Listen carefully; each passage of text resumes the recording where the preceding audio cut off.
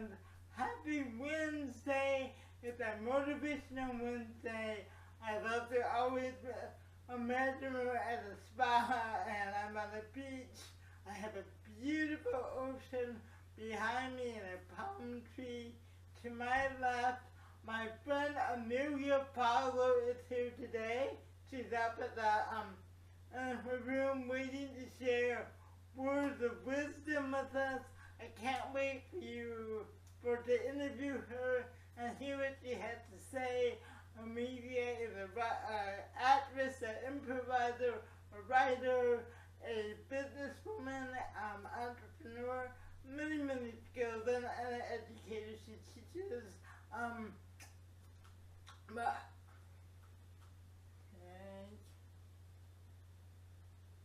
good morning, VASW family and friends. Happy Wednesday. It's a motivational Wednesday. I'm so excited for you to meet my guest today, Amelia Fowler. I know Amelia through my work. I do some of the improvisation work I've been doing lately. I know Amelia, she's really cool. I know she's going to have some really wonderful words of wisdom to share with us. So it's our Words of Wisdom Wednesday. I just came up with that. I like that. Words of Wisdom Wednesday. So, anyway, but before we go here, Amelia, you know what we have to do. We have to do a little moving and grooving, and then we'll go meet Amelia and hear what words of wisdom she's going to share with us today.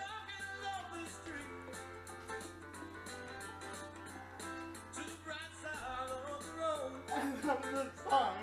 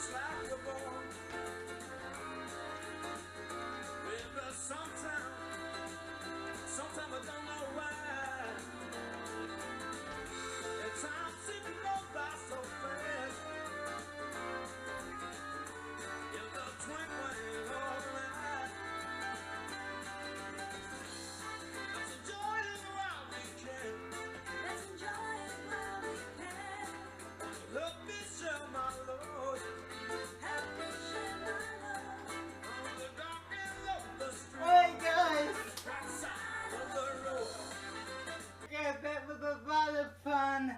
So let's just take a deep breath. Blow it out. Take another deep breath. And blow it out. And let's go meet Amelia. Come on. Hello, Amelia. How you doing? Hanging out at the spa. How are you? Oh, I'm good. Feeling relaxed. Feeling wonderful. Happy to be with you. Well, and I'm happy to have you here. Thank you so much for joining me. Amelia, my guys know what I look like, but I'm going to have you do a brief visual description of your beautiful self before we start our interview. So, Thank you. Happy to do so.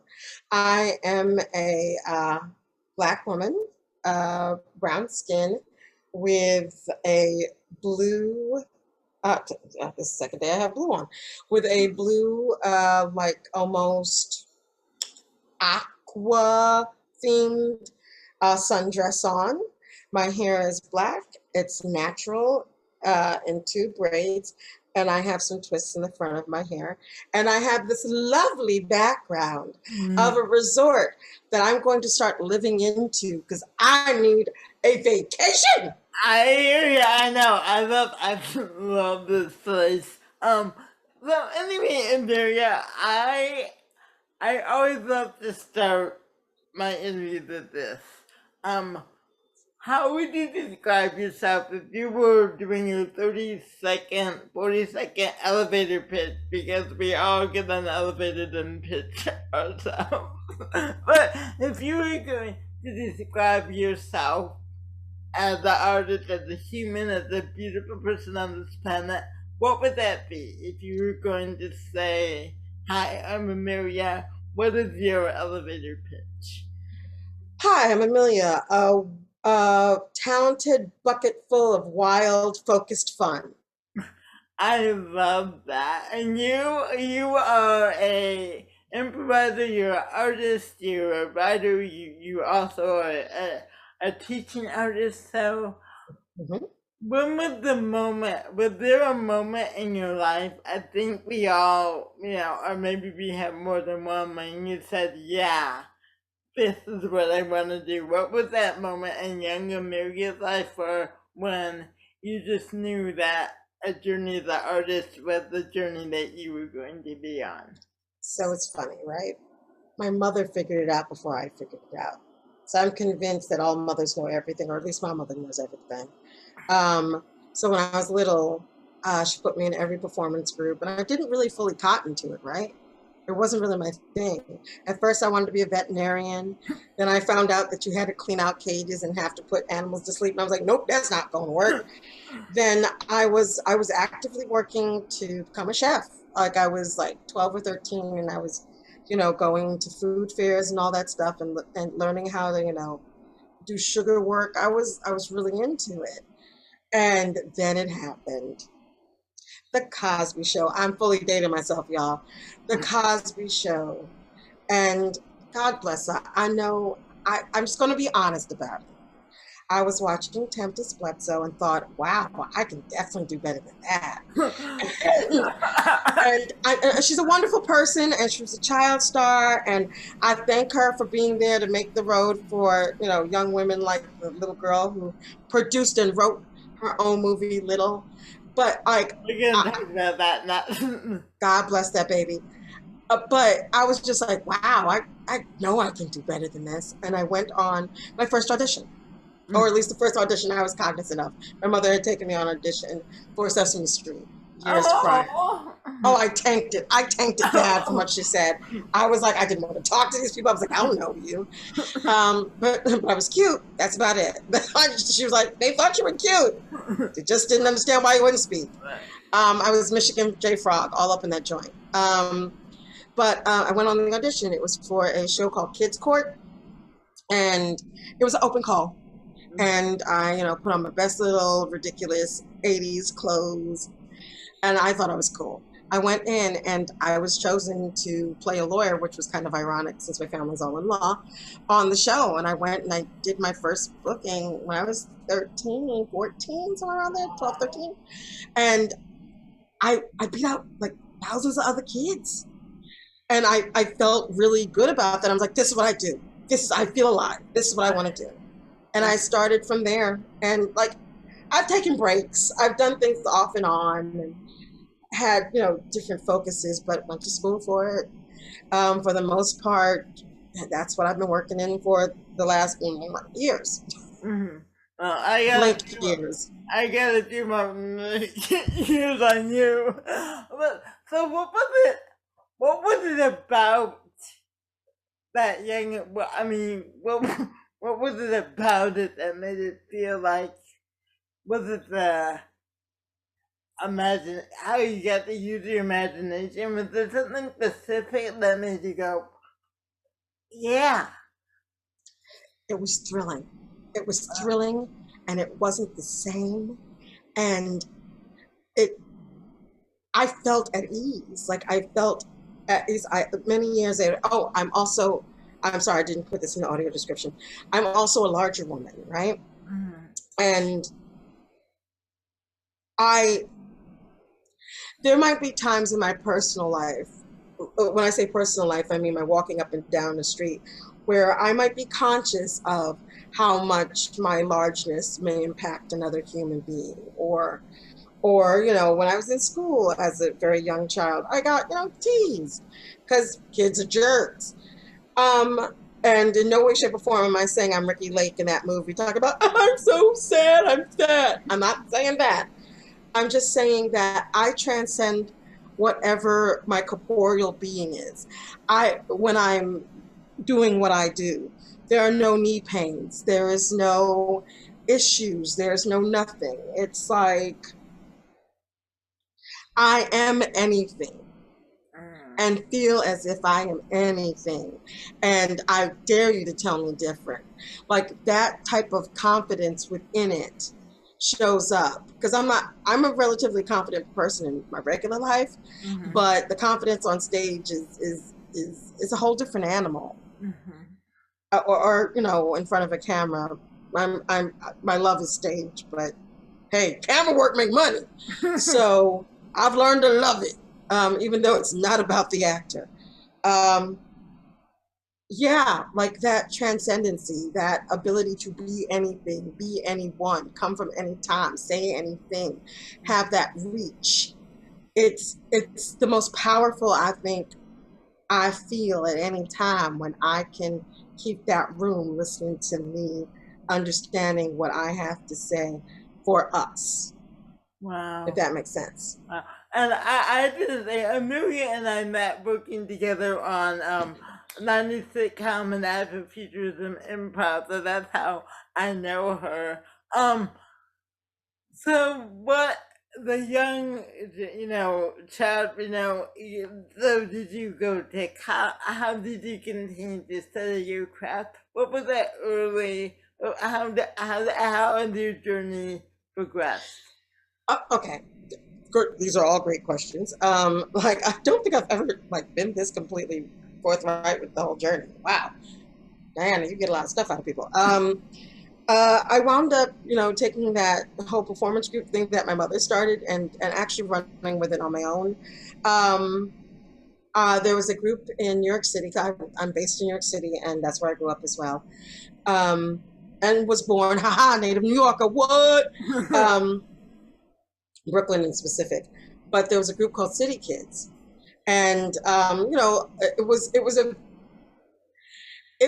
about social activism. It was activism plus arts. So it was just like it just married well. My mother and my grandmother, I remember going to protests. I remember having this joint called Black Economic Survival using one of the stores that used to be part of a old apartment building we used to have. And like I remember these things. So the activism piece with the art piece just seemed like the perfect thing. Right. And we were all about youth empowerment and each one teach one. And people were working, right?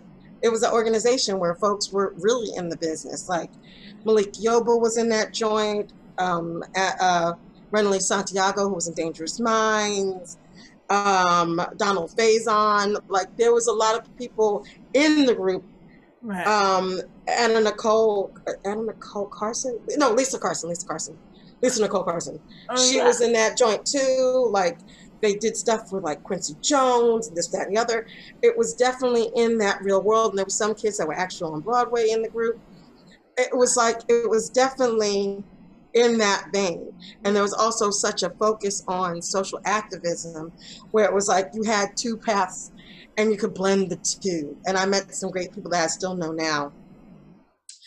I went into that group and it just activated me even more to keep the you know, activism portion of my life alive and the artist part of my life. So, you know, you go off to college because my crazy behind West Indian family was not going to hear nothing of the sorts of I'm not going to college. No. So I took my happy tail to Brooklyn College. I got my BFA there. Then I almost came out to your coast, but no, like financial aid was interesting. I got accepted to CalArts for grad school and didn't avail myself of the opportunity fully due to circumstances like finance. And I've just stayed in the business ever since, in some respect. And I've taken, like I said, I've taken pauses, but it always brings you back. It just always brings you back. And do you mind when you're taking the pauses, has it just been just to I talk a lot about self-care. One of the reasons I do these is I think resiliency and self-care is such an important tool in our journey that we need to have. And I don't always feel artists are really great at self-empowerment and self-care. So when you get the pauses, is that part of the reason? Do you mind if I ask? Or Well, mostly it was financial. okay. Because I couldn't afford to do theater at the level. The time commitment was so much that I couldn't make like rent money. Right. So it was a matter of having to put it as secondary as opposed to first.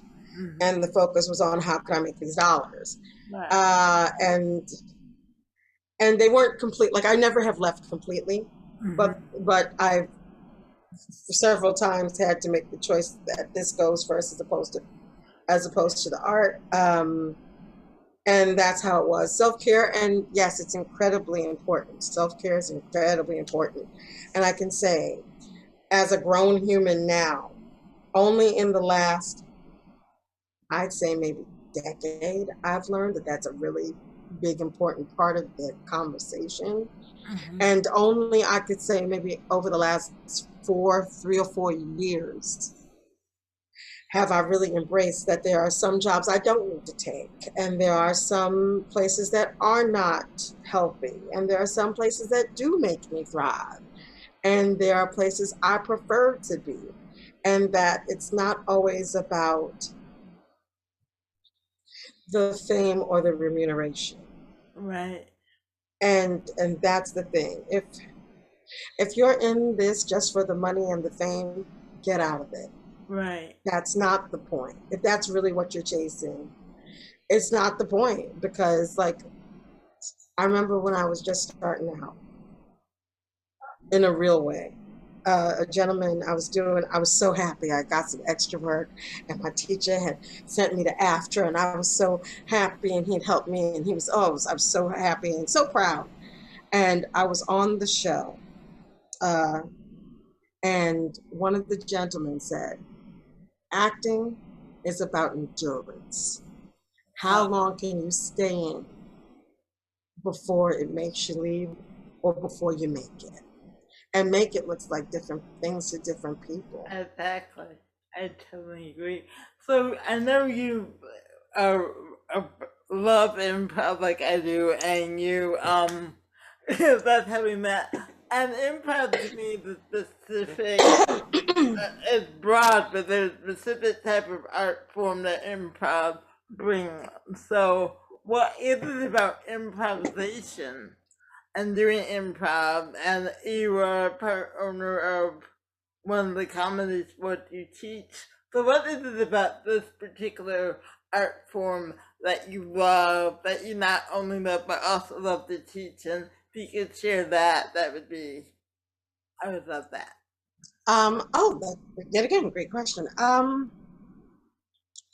It's an expansion on that idea of you can do anything.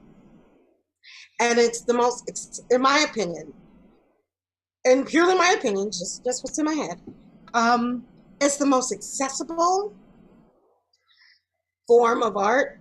Sorry, I choked on water. That's just sad. The most accessible form of art that we all use. There is nobody on the planet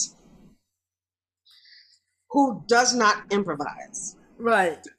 And they don't realize it, right? Because you'll get people in a class, especially adults. Oh, adults. Oh, they're so sad.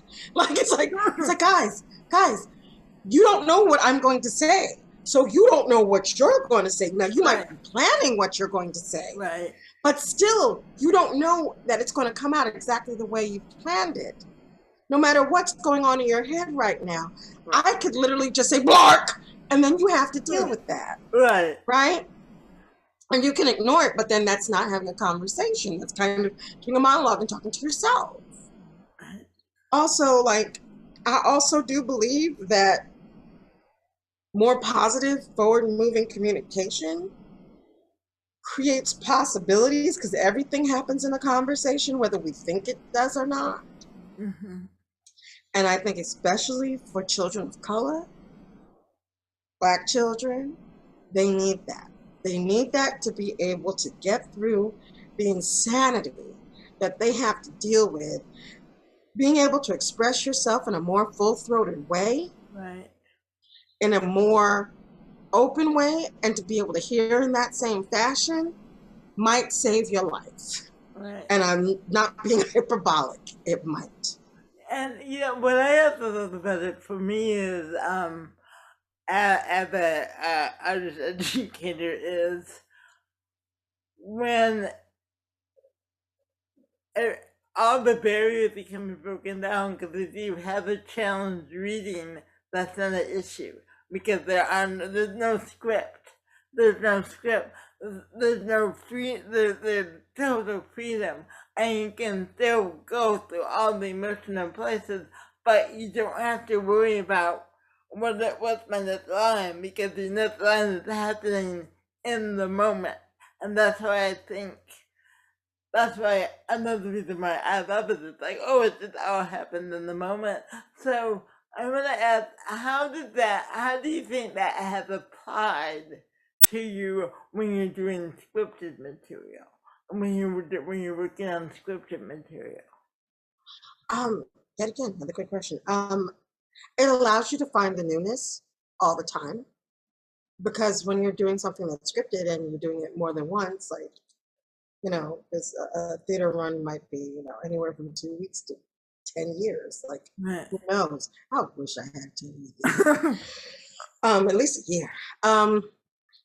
You have to find a newness to it. And the newness I think you find is in the listening of it, right? Like if your scene partner says something and your brain is taking it in and you're actively listening to it, that delivery is going to be that much more different, right? Mm-hmm. Every time. Because even if the person is giving you the same old, Right. this day you might have stubbed your toe. And this thing that they're saying makes your toe hurt even more. You remember the toe being slammed, and that becomes different. No, your intentions aren't different, but the color of what you said may be. And that's the improv, that's the listening, that's the Right. understanding things and making things move forward. And also the finding of beautiful beats that aren't always, not everything improvised is verbal. Mm-hmm. Like there's the physical, right? This could be a day that you turn your head a different way, or you look down, or you close your eyes, or you walk away, or walk a little further away, or whatever the case is. You're still doing what the blocking is. You're still doing what you're supposed to do, but it moves your body differently. It takes on a different way. And I also think with improv, there's beauty in the silence. That's what I've really learned from learning it lately when I've been doing shows. Is like sometimes there's just beauty in the silence, and if you're fully embodied, you don't need to say anything because. I mean, I know we joke about the Pinter Problem Theater, but it's not that. It's just the fact, I always still talk about one of my favorite movie scenes from Love Actually, when Emma Thompson, she opens, I'll just say this about the son, Emma Thompson, who I love. She's married and she finds this beautiful necklace hidden in her husband's drawer and figures this her Christmas present. So she puts it away. Then on Christmas, he hands her a gift and it's a CD. And she realizes in that moment he's having an affair. And she doesn't, I get chills right now. She doesn't say anything. You just see her look at the CD. And then they flashed, camera-wise, they flashed through the lover, putting the necklace on, but you see her looking at the CD, and she goes, oh. And it's like one of the most amazing things, but to me, it's about that beauty in the silence, and I think that's something else that we forget as improvers, that they have silence. I do think that's something more that, because the idea of long form and short form, I think that's something more that long form people embrace because they have the time, Yeah. or or because they perceive they have the talent. And I think short form folks have a tendency to not think they have the time Mm. because the scene is supposed to be under a certain amount, or the Right. perception is supposed to be under a certain amount of time. But that, and also depends on what your malfunction is, right? Right. Right. If you're a chatter and you're like, oh, silence freaks me out, can't have that. But yeah, it's silence is only a problem if it's inactive, like you were saying. Yeah. Because if you talked all the time, you'd be hoarse, wouldn't you? Let me, because you do both. Do you have a preference for short? Because I know comedy's both to more short form. Do you have a preference to short form or long form improv? I think I prefer short form because of the community that's in it. Mm-hmm. That's going to sound real shady, and I'll be completely honest with you. I find a lot of long form folks take themselves too seriously. It's like, chill, bruh. And I tend to like an underdog. Right. Short form tends to be the one they spit upon. And Uh, it's like, nah, man, it's harder to have a beginning, middle, and end in a 4 to 6 minute scene than right. it is to do in an hour long scene, Right. or hour long Herald or what have you. Right. And and uh, yet again, my opinion, there's not as many rules in a short form situation. You kind Mm-hmm. of do what works, and you find the thing, the game of it. Mm-hmm. In my opinion, it's faster to find, and both are riddled with white straight men who try to minimize you. But I think it's easier to break from that minimization in 6 minutes than in an hour. Wow. I feel because the young white straight boy is a lot of issue, Yeah. and I don't deal with them anymore. Now that I'm the chick and one of the chicks in charge, it's a little different where I am. But I hope as we come back and things reopen, people take a better look at that particular aspect. What's it like? Cause you run now that you run a comedy sport. So what's that difference when you take off your actor hat and you wear your producer hat? What are you, what's important to you as a producer and for creating an inclusive environment for artists to work in? Well, I never take off my actor hat, first thing. Okay. And I never, because I believe it assists you in, I know the company I'd want to work for. And Right. I continue to try to create that company I and have see that. conversations Right. with the other three partners and the managers we have to create that company. The Mhm. one where you can breathe in, breathe out, and not worry about the nonsense you worry about other places. Right. And have some of the things that I found egregious in the improv world outside of me, like the not paying people to work thing. I find that problematic. Um, or at least not getting their consent, like making it mandatory as opposed to asking them, "Are you cool with this?" Right. Because some of our shows are not paid. We Right. have the weekly show, and that was not paid. We are fixing that now. We're trying to fix that now, but but that had been the system of the way things were, and we can change the way things are, right? I think it's also embracing that nothing is fixed. If we're going to be improvisers on stage and dealing yes and possibility, how how does it make sense not to do that in our everyday, right? How does it make sense not to do that in the way in which we create space? Wow.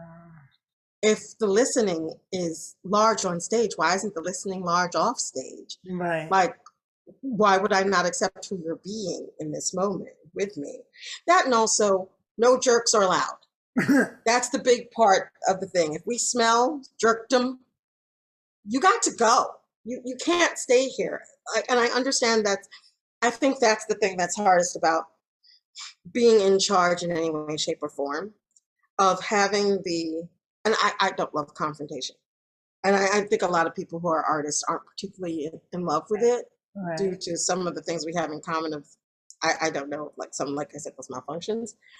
Um, Sometimes you got to go, listen, what you're doing doesn't work.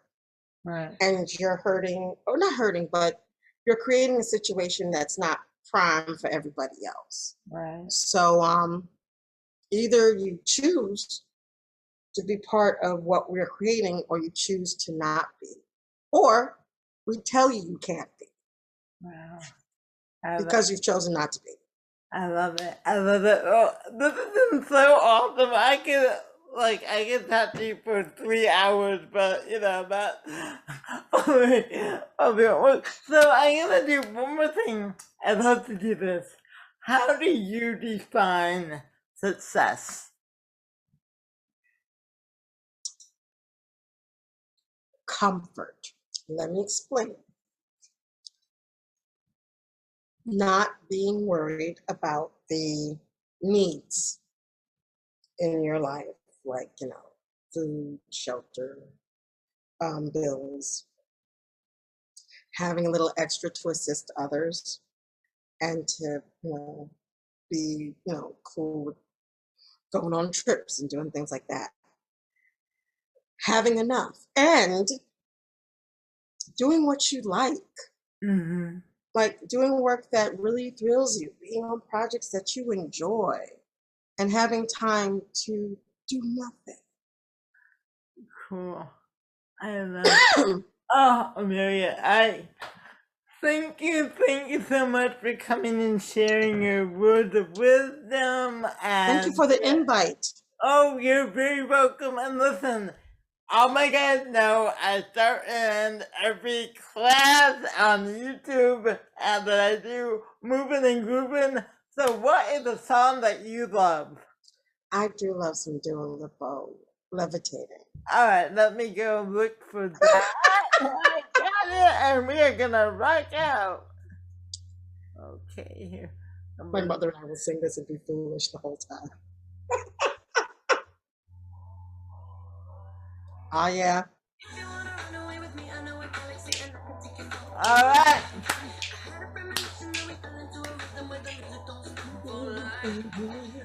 Amelia, thank you for joining us. Guys, I love you. I miss you. I miss you too. My Thursday class.